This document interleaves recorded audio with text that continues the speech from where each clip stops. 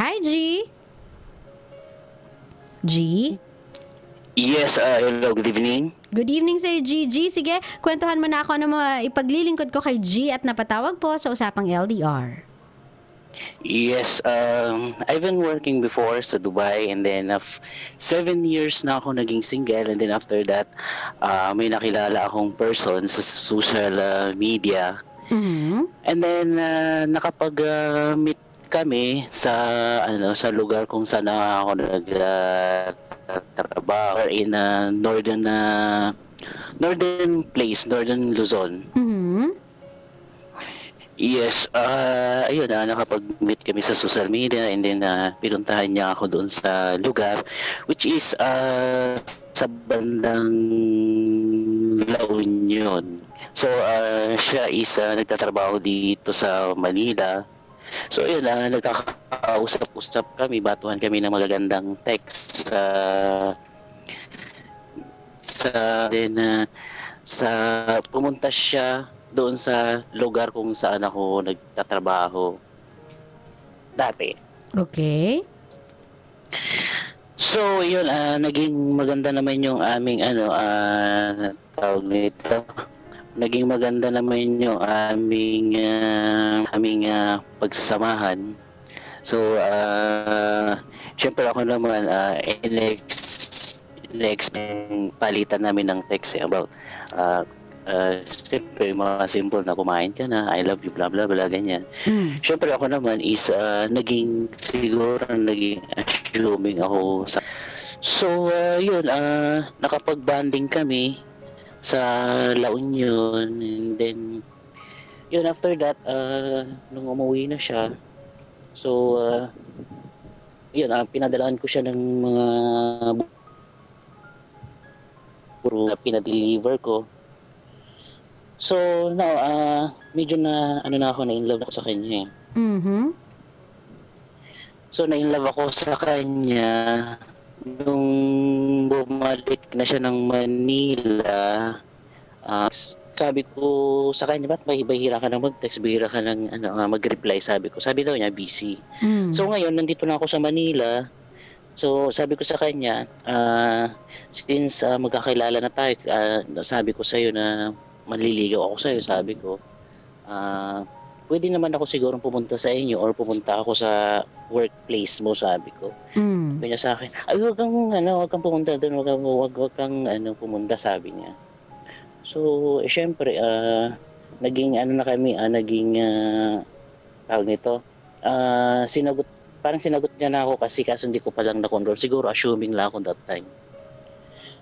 So ngayon nandito na ako sa Manila. Ang nagiging problem is pag tinatawagan ko siya, hindi siya sumasagot. Pag tinitext ko, sabi niya pagod daw siya, 10 to 10 yung duty niya. Yun yung nagiging problema na dalawa. Which is? So, hira siyang mag-text. Okay. Although pwede naman kaming magkita, so busy daw siya. Laging busy. Okay. Pero ako naman kahit busy ako, ginagawa ko pa rin yung ginagawa ko pa rin yung parang napadala ko pa rin yung flowers, ganyan. Nag-e-effort pa rin ako sa kanya. Okay. So until now, kasi may medyo inaaway niya ako na tigilan mo na ngayon, wag na ngayon ganyan pag papadala ko ng flowers. Huwag ka na magpadala, sabi niya. So, yun, iniisip ko kung tutuloy ko pa ba o wag na. Kasi almost, aman pa lang kami nagkakilala eh. Okay. Pero, So, yung pagpapadala mo ng flowers, sinabi niya ba sa'yo as to why? Huwag ka na magpadala ng flowers? Kasi that could have been a sweet gesture coming from you na even with the distance, gusto mo pa rin or kahit papaano, you are still seeking for a way in order to make her feel special. Have you ever talked to her na bakit ayaw mong tawag dito, padalhan kita ng flowers? Is there something wrong? Yes, Ano sabi ko kasi sabi niya, parang gusto ko ng teddy bear, sabi niya. Sige, sige, ibibigay ko sa'yo a few, kasi medyo busy din ako. Tapos yung kaululanan, tapos sabi niya, wag na lang, sabi niya. So sabi ko, parang moody talaga to. Sabi ko sa sarili ko. So yun, inamin naman niya sa akin na moody daw talaga siya eh. So, ayun, medyo nahihirapan ako sa sitwasyon.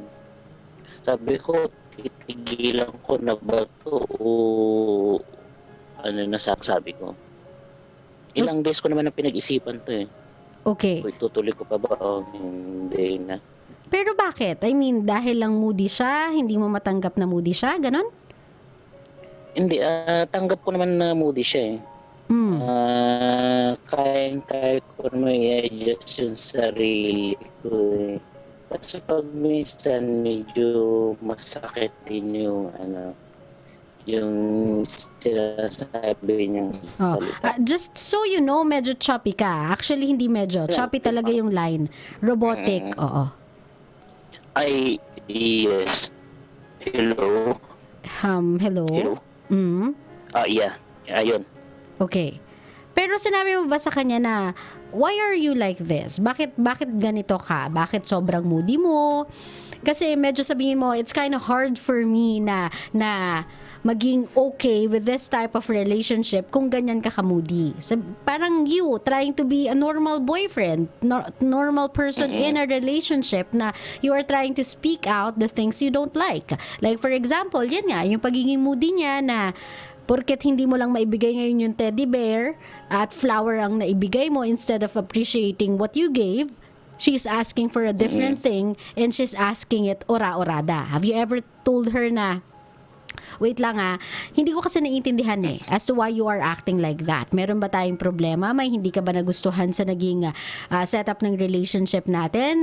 Is there something for us to talk about? Kesa sa simple saying na break na tayo or I'm done, ayoko na, wag na natin ituloy itong relationship. Like normal couples do, you talk about it. Have you ever asked her what's wrong? Sa ngayon hindi pa. Kasi hindi niya sinasagot yung text ko tsaka tawag ko po eh. Okay. Pag tinatawagan mo siya, inaano niya ba? Binababa niya yung phone? No, hindi niya sinasagot. Kasi alam ko naman yung time ng duty niya tsaka uwi niya.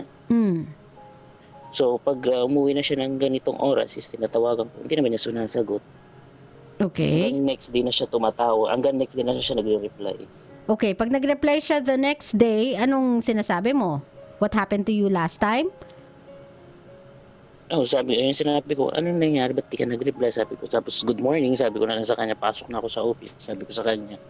Then, gabi na siya mag-reply. Okay. We are using lahat ng social media, emails, messengers, lahat na yun, ginawa ko na. Okay, pero ganun talaga yung attitude niya. Bihira lang talaga siya mag-reply. Okay. As in, parang... Pero this was not like hers nung nagsisimula kayo kasi before, sobrang eager siyang mag-chat sa'yo, sobrang eager siyang magparamdam sa'yo, ganun. Yes, very sweet siya nung nagsisimula kayo. Nagsisimula, yes. Pero ngayon, nag-iba kasi kayo na. Pero ngayon, parang nag-iba na. Tinapat mo ba siya na ano ba... Tayo ba ay, tawag dito, wala na talaga? Hindi na ba talaga tayo okay? Nabanggit ko na sa kanya yan, kaso hindi siya sumasagot as in. Okay. Ganito na lang, no, G. Sa ganitong klaseng karelasyon kasi, dalawa lang to. It's one of two things. I'll be frank and honest with you.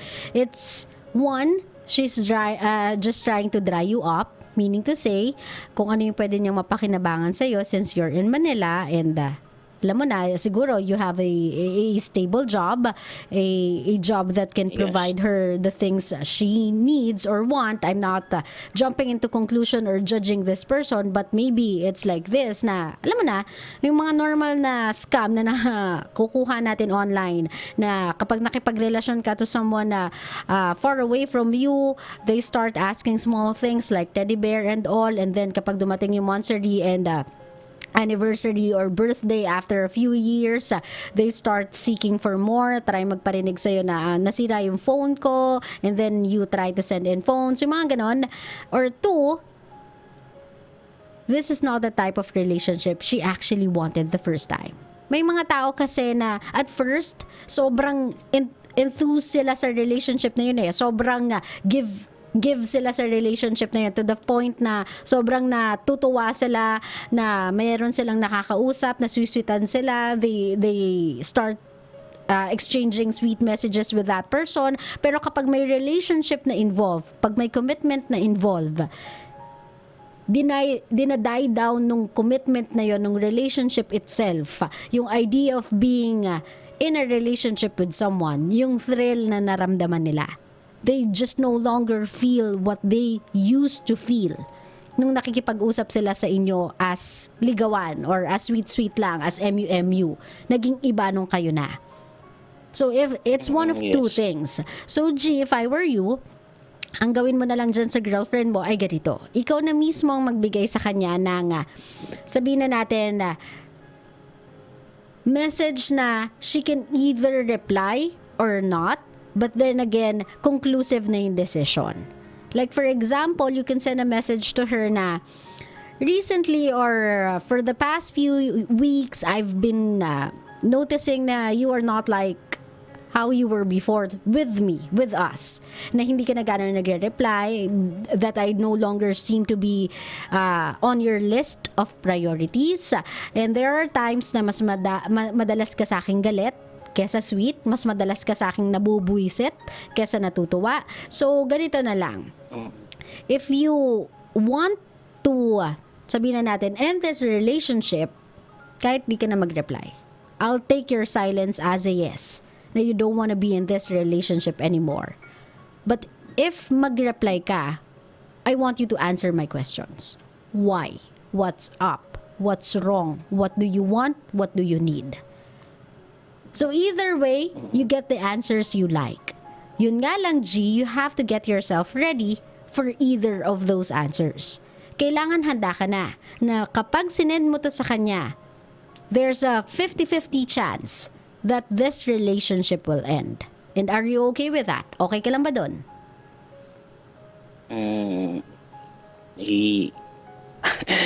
Medyo masakit din eh. Yes, I know naman. Of course, hindi naman sakit yung tinatanong ko eh. Of course, it will hurt. But are you okay with that kind of idea na, alam mo yon, sending a message that will somehow be conclusive para sa relationship ninyo? Kasi sometimes, the only way to get the answer you wanna hear is demand for it. Ay kung magde-demand ka, you have all the right to do so naman, G, kasi partner ka niya eh. You are in a relationship with her. You are her boyfriend and she is your girlfriend. So meron kang kahit papano right to demand for an answer. Kasi ayaw mo naman sigurong ilagay yung sarili mo sa isang posisyon na you don't even know kung saan ka lulugar. You don't even know kung kailan siya in a good mood. You don't even know kung kailan niya bet mag-reply. And you cannot be with her 24/7 kasi malayo kayo sa isa't isa. Nasa La Union siya, nasa Manila ka. There's no way for you to be with her every single day. Pero there's no way for you to deal with this kind of problem every single week. Kung hindi, useless yung relationship na meron kayo. So ganito, you think about it, G. You think about it. Pag-isipan mo tong mabuti. Kasi sabi ko sa'yo, the moment you send that message to your girlfriend, you'll get the answer you need. It's either you end this relationship or doon mo malalaman kung anong problema ng relationship ninyo. Kasi kahit maghapon tayo mag-usap dito, kahit abutin tayo ng rambulan, kahit abutin tayo ng tambalan, kahit umabot pa tayo ng EDSA, wala tayong mapapala kasi we don't even know what's going on through her head. Oo, hindi natin alam kung anong problema niya, kung saan siya nanggagaling. And the only way that we'll know that, you'll know that, G, is for you to demand an answer. Hindi kasi pwede na lagi ka na lang mag-give way sa kanya, magbabow down sa gusto niya, mag-adhere sa kung anong trip niya. Kasi kung ganyan yung gagawin mo sa duration ng relationship ninyo, you will never be happy. Kasi she will never be satisfied. Dahil alam niyang kaya niyang paikot-ikutin ka sa palad niya, she will continue to do that. Is that what you want? Gusto mo ba yun? No. Yeah. So, think about it, G. Kasi- Ikaw na bahala kung kailan mo yun isi-send, kung kailan ka na ready for the answer, kung kailan ka handa na 50-50 yung chance ng relationship na to. You can sleep through it muna for a day or two, bahala ka na. Accordingly na to sa sabihin na natin, sa choice mo of day to send it.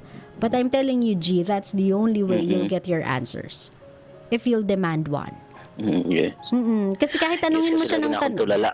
kahit tanungin mo siya ng tanungin, tapos wala namang yung reply niya wala man lang nasagot ni isa dun sa mga tanong mo. Tapos after niyang mag-reply at after mong mag-reply sa reply niya, hindi na siya magre-reply, walang mararating yung mga tanong mo eh. Unlike kasi kung ang gagawin mo is demand and answer na kapag hindi siya nag-reply, your relationship is over, at least you know where to position yourself in her life. At least alam mo kung nasan ka at nasan na yung relationship ninyong dalawa. Naintindihan mo ko, love? Yes. Ngayon, kung meron kang gustong sabihin dito sa girlfriend mo na daig pa yung bula kung mawala, anong gusto mo sabihin sa kanya? Ay, kung nakikinig ka man, sana na yun maging maayos sana, or yung marinig ko yung or kahit i-text mo na lang sa akin or i-email mo na lang po pwede na marinig ko yung ano yung nasa sa loobin mo. Kasi ganito parang nag-aantay ako sa wala na lagi akong tulala.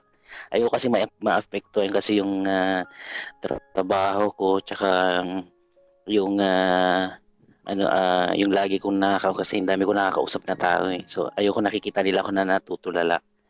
So yun, sana na masagot mo na yung gusto kong tanong nung isang araw pa. Ayun po. G, however this relationship may turn out, I just want you to know na you've done everything you can possibly do for this relationship. Dun sa short period of time na you guys are together, you were able to pull off naman some strings in order to let her know how important she is in your life.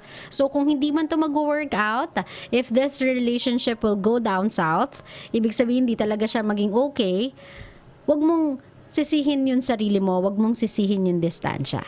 Kasi kahit gaano yan kalayo, G, if both of you are committed to this relationship, both of you guys can find a way in order to work this relationship out. Pero kung ganyan na ikaw lang yung nagtatrabaho, ikaw lang yung nagbibigay, ikaw lang yung nag-a-adjust, ikaw lang yung umuunawa, walang mangyayari dyan. Kung si ate girl ay lagi na lang magpapadiferensya, sasakit lang yung ulo mo dyan. Ito yung mga masasabi mo na lang sa sarili mo na it's better pa na wala na lang kami kaysa meron ngang kami pero parang wala. Okay?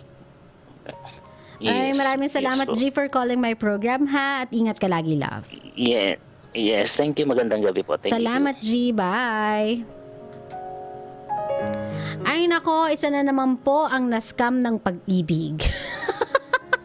If love is a scam, ito yung tipo ng scam na ginagawa ng iba na halang ang sikmura. O diba? Ito yung mga tipo ng scam na jojowain ka, lalambingin ka, lalandiin ka kasi sa text lang sa chat lang O diba? Papaniwalain ka na mahal ka, papaniwalain ka na importante ka, and then kapag hulog ka na, kapag in a relationship na kayo, saka sila magpapadiferensya. Yung mga ganitong klaseng tao, hindi ko alam talaga anong purpose nila in life. Anong klaseng happiness ang nakukuha nila out of, sabihin na natin, ruining someone's life, ruining someone's day, and ruining someone's idea of love. Kaya may mga taong hindi naniniwala sa long distance type of relationship dahil sa mga taong katulad ng girlfriend ni G na hindi marunong humandle or nantitrip lang. Kayo yung dahilan why some people do not believe that love can withstand distance. Kasi may mga katulad yung sumisira ng idea and vision of love. I don't even know kung ano yung saya na nakukuha ninyo out of doing this. Does it help you sleep at night knowing that you've messed with someone's head? Nakakatulog ba kayo ng mahimbing sa gabi in Tagalog? Kung alam ninyo sa mga sarili ninyo na may sinasaktan kayo from afar? Nakakaganda ba at nakakagwapo ba kapag marami kayong jowa online? Nakaka-boost ba ng ego ninyo or self-confidence or self-esteem ninyo kapag meron kayong nagugoyong tao online? Dapat nga mahiya pa kayo sa mga sarili ninyo manliit pa kayo sa mga sarili ninyo. Kasi you know that the only power you have, the only, sabihin na natin, strength you have as to why you have so many lovers out there is the social media itself. Not because of who you are. At nagugoyo mo yung mga taong yon because of the person you pretend to be. Not because of who you are. Dapat nga naaawa ka sa sarili mo Kasi dyan ka lang nagiging effective. Ang mag-pretend. Pag nagpe-pretend ka na to be someone else, and kapag nagpe-pretend ka na to be a person that you are not, dyan ka lang nagiging effective. Pero ikaw mismo, yung pagkatao mo mismo, walang makasikmura sa'yo. Now I understand why. Because you are who you are. You are a user. You are a deceiver. You're a liar. That's the reason why no one loves you in person. And the only love life na meron ka ay online. Because online, you can be whomever you wanna be. Whomever you wish to be. Because online, kaya mong takpan yung totoo mong pagkatao. So if you are happy, ate girl, whoever you are, out there, or kahit sino man na gumagawa nito, dahil sa ginagawa mo, then I'm happy for you too. I'm just dreading that day na tumanda ka at ma-realize mo na you were really never loved by anyone for exactly who you are. They love the persona that you pretended to be noong mga panahong kayo pa. So mas nakakaawa ka kesa dun sa taong niloko mo actually.